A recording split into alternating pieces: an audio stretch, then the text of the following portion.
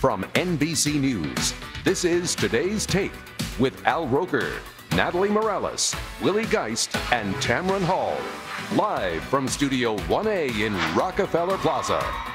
Thank you, Dylan. Well, a lot of you are probably stopping by the salon this week, maybe to freshen your look up just before the holidays. But what do you do if you don't like your cut or your color? And what do you do about tipping, especially now during the holidays? Yeah, good question. Well, who better to ask about salon etiquette than Rita Hazan, owner of the Rita Hazan Salon here in New York City, and celebrity colorist to stars like Jennifer Lopez, Madonna, and Beyonce. And Daniel Post-Senning is the great-great-grandson of Emily Post and co-author of Emily Post Etiquette, 18th edition. Good morning to both of you. Good to have you here. Hi, guys. Let's start with Rita, the quandary that a lot of women and some men have faced as well. If you do not like your haircut or your color, what should you do besides throw a tantrum? Besides cry.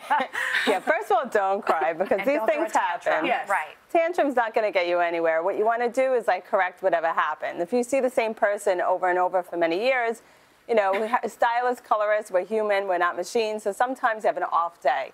So you just go back to the person and say very kindly, you know, I always love what you do. Something was kind of off this time. How can we fix it? And I think when you go in with that positive way, you'll get the best service. And, you know, sometimes the person will be like, oh, yeah, I totally see what's going on here. Let's fix it. And everything's good. You start throwing a tantrum, then the stylist, gets defensive. And then it's like, oh, no, your hair looks good. That doesn't work. Right. That doesn't work. That doesn't work. No. Yeah. So, No, and then when they do a redo, what about tipping? Should you tip? Well, it depends, really.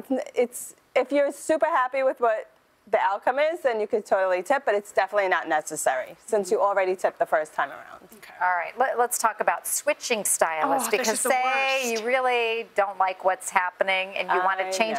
If you want to switch the size, even if it's at the same salon, yes. can you do that? I feel like women find that very uncomfortable to go to the salon and see somebody else. The truth of the matter is that it's our hair. Yeah.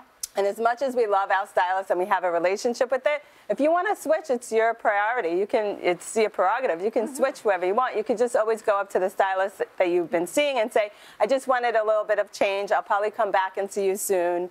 You know, no hard feelings. I love the salon, so I want to be a client here forever. It feels a little bit like cheating, but you just got to do it. You're saying you just got to do it. You just got to do it. You have to be happy. It's more important that you're happy with your hair and not so much. Daniel, is there a good rule of thumb when it comes to, you know, how you do it, proper etiquette?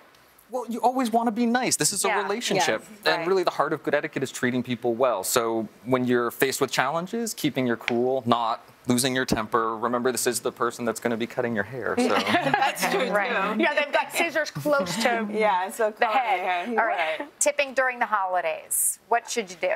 I mean, I think it's always nice to give a little bit something extra. You can either bring a gift, that's always nice too, or you can give double the tip that you do during the year. Let's talk about the guys, Daniel, at the barber shops and etiquette there. First of all, when it comes to shave shops, or I think sometimes people, you know, tipping is sort of a preference. Absolutely. Tipping is very similar to barbershop to how it is in a salon. You're going to tip 15 to 20% the cost of the service. Right. So if the service costs a little less, the tip might come out a little less, but the premise is still the same. All right, let's talk about cell phones. A lot of times people want a Zen experience at the salon, but some people also use it as an office. What do you guys think? Let's hear both your takes. Clients on the phone? Yes.